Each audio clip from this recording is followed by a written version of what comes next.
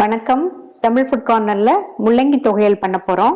300 gram முள்ளங்கிய wash பண்ணிட்டு மேல் தோலை சீவிட்டு இது மாதிரி சின்ன சின்ன பீசஸா கட் பண்ணி வச்சிருக்கேன். இந்த பேன்ல 2 டேபிள் ஸ்பூன் எண்ணெய் சூடானதும் கட் பண்ணி வச்ச முள்ளங்கியை சேர்த்துட்டு நிதானமான தீயில வச்சு இந்த முள்ளங்கியை வதக்கணும். முள்ளங்கி வதங்கி அதனுடைய கலர் மாறி வரணும். அது வரைக்கும் வதக்கிக்கலாம். 7 நிமிஷமா முள்ளங்கி வதங்கிட்டு இருக்கு. ஓரளவு வதங்கி இருக்கு. அதனுடைய கலர் லைட்டா மாறி இருக்கு.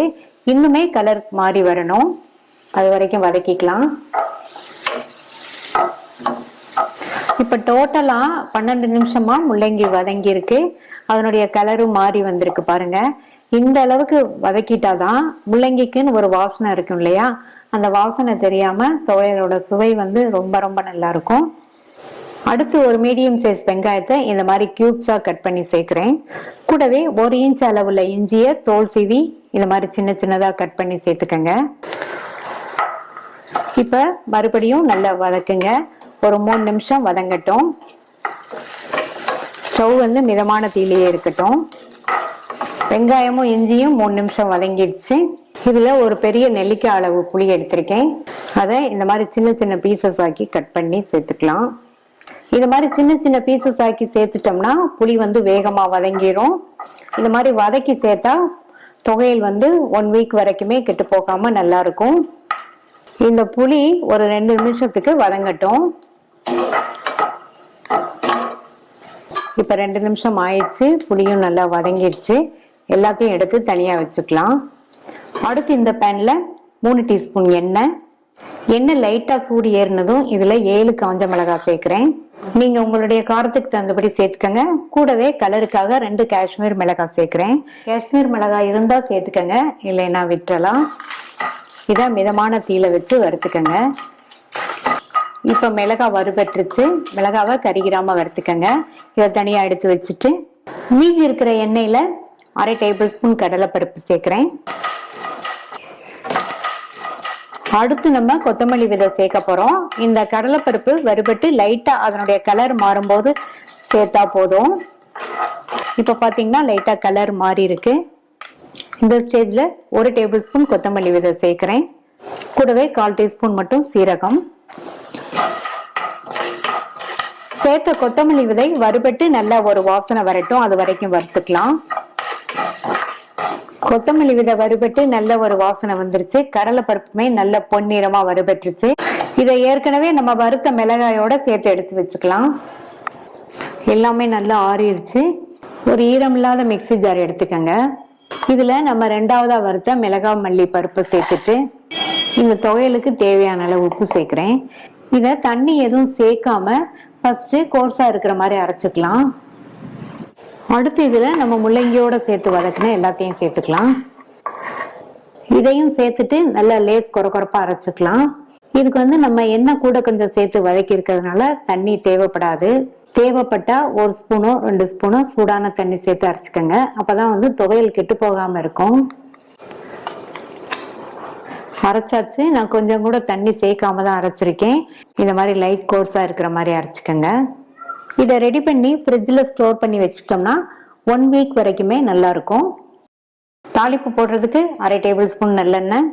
எண்ணெய் சூடானதும் அதில் 1 டீஸ்பூன் கடுகும் 1/4 டீஸ்பூன் சீரகமும் சேர்த்துக்கோங்க. அடுத்து கறிவேப்பிலை சேர்க்கிறேன். தாளிப்பை இந்த துவையல்ல சேர்க்கிறேன்.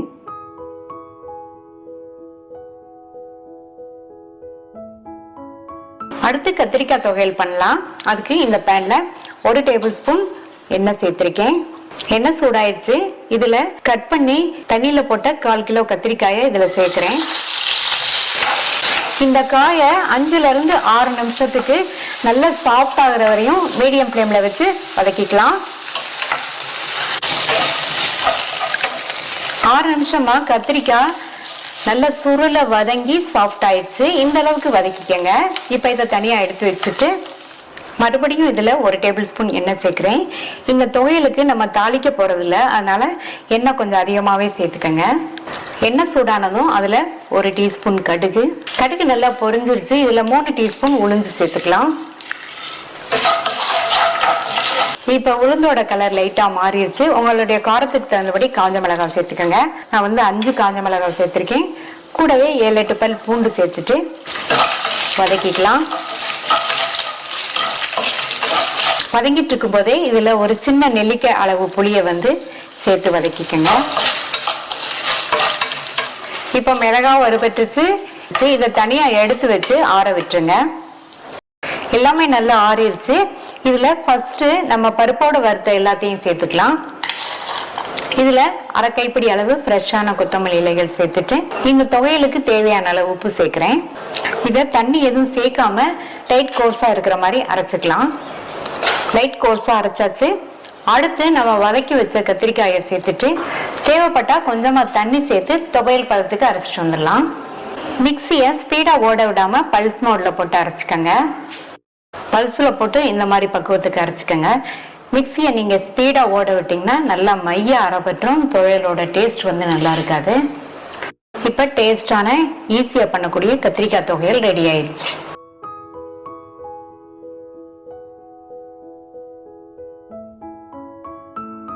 நெல்லிக்காய் துவையல் பண்ண போறோம். வாஷ் பண்ண 200 கிராம் நெல்லிக்காயை இந்த இட்லி பிளேட்ல வச்சிருக்கேன். இதை மீடியம் ஃப்ளேம்ல 15 நிமிஷம் வேக வச்சுக்கலாம்.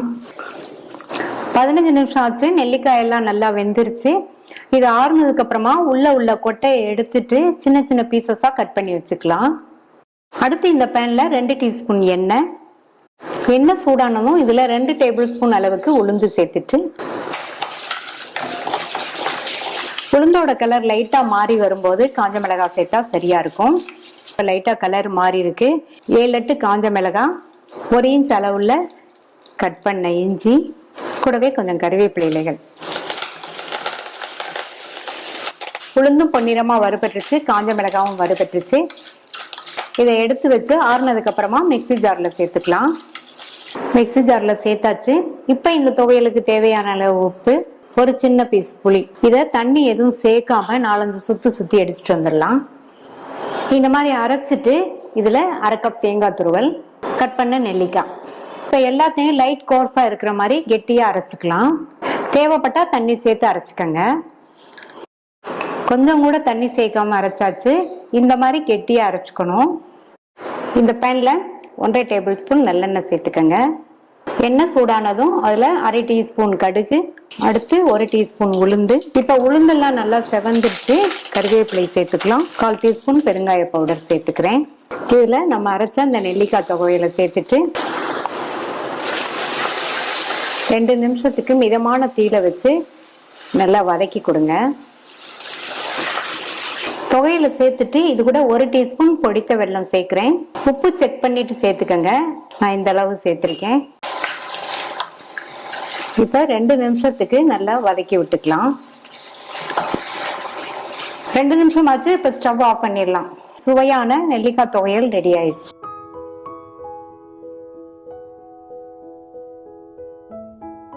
கொத்தவரங்காய் துவையல் பண்றதுக்கு 1/4 கப் வேர்க்கடலைய இந்த பேன்ல சேர்த்துட்டு இந்த வேர்க்கடலை நல்லா கிறிஸ்பியா வர வரையும் வறுத்துக்கங்க.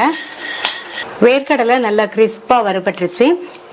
இது கூட 2 டேபிள் ஸ்பூன் வெள்ளை எள்ளை சேர்த்துட்டு லோ ஃப்ளேம்ல வச்சுட்டு இந்த வெள்ளை எள்ளையும் நல்லா வறுத்துக்கங்க. இப்ப எள்ளுமே நல்லா வறுபட்டுருச்சு. இது ரெண்டையும் தனியா எடுத்து வச்சுட்டு 1 டேபிள் ஸ்பூன் நல்லெண்ணெய் சேர்த்துக்கங்க. எண்ணெய் சூடானதும் இதுல 1 டேபிள் ஸ்பூன் உளுந்து. இந்த உளுந்து வறுபட்டு அதனுடைய கலர் லைட்டா சேஞ்ச் ஆகி வரட்டும். இது கூட 3-4 காஞ்ச மிளகாவும் 2 பச்சை மிளகாவும் சேர்த்துட்டு கூடவே 1/2 டீஸ்பூன் சீரகம் சேர்த்துக்கங்க. கொஞ்சமா கறிவேப்பிலை இலைகள், ஒரு சின்ன பீஸ் புளியை சேர்த்துக்கலாம். லோ ஃப்ளேம்ல வச்சு இதை 1 நிமிஷம் போல வறுத்துக்கங்க. இது கூட 150 கிராம் கொத்தவரங்காயை வாஷ் பண்ணிட்டு இந்த சைஸ் துண்டுகளா கட் பண்ணி வச்சிருக்கேன். அதை சேர்த்துட்டு எண்ணெயிலேயே ஒரு 2 நிமிஷத்துக்கு மட்டும் வதக்கி விட்டுக்கோங்க. 2 நிமிஷம் வதங்கினதுக்கு அப்புறமா இது கூட 1/2 டீஸ்பூன் பெருங்காய பவுடர் சேர்த்து நல்லா ஒரு பெரட்டி விட்டுட்டு இது கூட 1/4 கப் தண்ணி சேர்க்கிறேன். கொத்தவரங்காய் வேகிறதுக்காக இந்த 1/4 கப் அளவு தண்ணி சேர்த்திருக்கேன். மூடி வச்சிருங்க. ஸ்டவ் மீடியம் ஃப்ளேம்ல இருக்கட்டும். இந்த கொத்தவரங்காய் நல்லா சாஃப்டா வெந்து வரட்டும். 6 நிமிஷம் கிட்ட ஆயிடுச்சு. கொத்தவரங்காய்லாம் நல்லா சாஃப்டா வெந்துருச்சு. இதை இறக்கி வச்சு ஆற விட்டுறலாம்.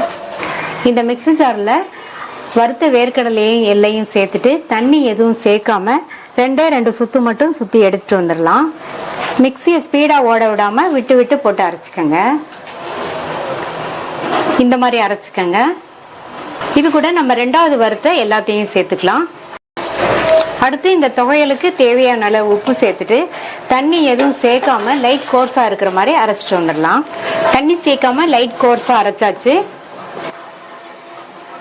சூப்பராக டிஃப்ரெண்ட்டான டேஸ்ட்டில் கொத்தவரங்காய் துவையல் ரெடி ஆயிடுச்சு.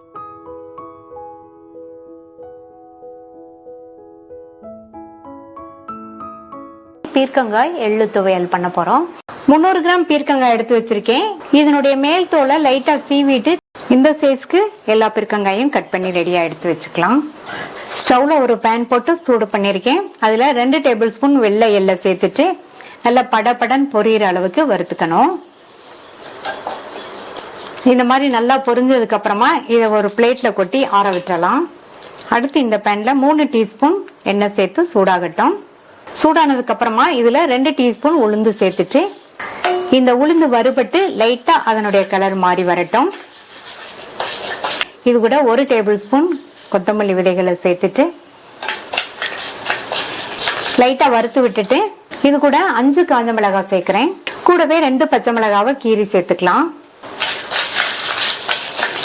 இந்த மாதிரி எல்லாமே நல்லா வறுபட்டதுக்கு அப்புறமா இது கூட 5 பல் பூண்டு சேர்த்துக்கங்க. அதையும் பூண்டையும் லைட்டா வதக்கி விட்டு நம்ம கட் பண்ண பீர்க்கங்காயை இதுல சேர்த்துருங்க. இந்த காய் இந்த எண்ணெயிலேயே நல்லா வதங்கணும். அந்த அளவுக்கு வதக்கிக்கலாம். பீர்க்கங்காய் நம்ம சேர்த்த எண்ணெயில வதங்கி நல்லா சாஃப்ட் ஆயிடுச்சு. இந்த அளவுக்கு வதக்கிக்கணும். அப்பதான் துவையல் காயோட பச்சை வாசனை தெரியாம சுவையா இருக்கும். அடுத்து இதுல ஒரு நெல்லிக்காய் அளவு புளிய இந்த மாதிரி சின்ன சின்ன பீசஸ் ஆக்கி சேர்த்துட்டு இதையும் நல்லா ஒரு தடவை வதக்கி விட்டுருங்க. இப்ப வதக்கியாச்சு. ஸ்டவ் ஆஃப் பண்ணிட்டு எல்லாத்தையும் நல்லா ஆற விட்டுறலாம். வதக்கி வச்சதெல்லாம் ஆறுனதுக்கு அப்புறமா மிக்ஸி ஜார்ல சேர்த்துட்டு இது கூட வறுத்த எள், இந்த துவையலுக்கு தேவையான அளவு உப்பு, இது கூட அளவா தண்ணி சேர்த்து துவையல் பதத்துக்கு அரைச்சுக்கலாம். இந்த மாதிரி துவையல் பதத்துக்கு கோர்ஸா இருக்கிற மாதிரி அரைச்சுக்கங்க. இத வேறொரு பவுலுக்கு மாத்திட்டு தாளிப்பு போட்டுடலாம். இந்த பேன்ல 2 டீஸ்பூன் எண்ணெய் சேர்த்து சூடானதுக்கு அப்புறமா 1/2 டீஸ்பூன் கடுகு, 1/2 டீஸ்பூன் உளுந்து, கறிவேப்பிலை, கூடவே ஒரு கட் பண்ண காஞ்ச மிளகாய் தாளிப்பா துவையல்ல சேர்த்துடலாம்.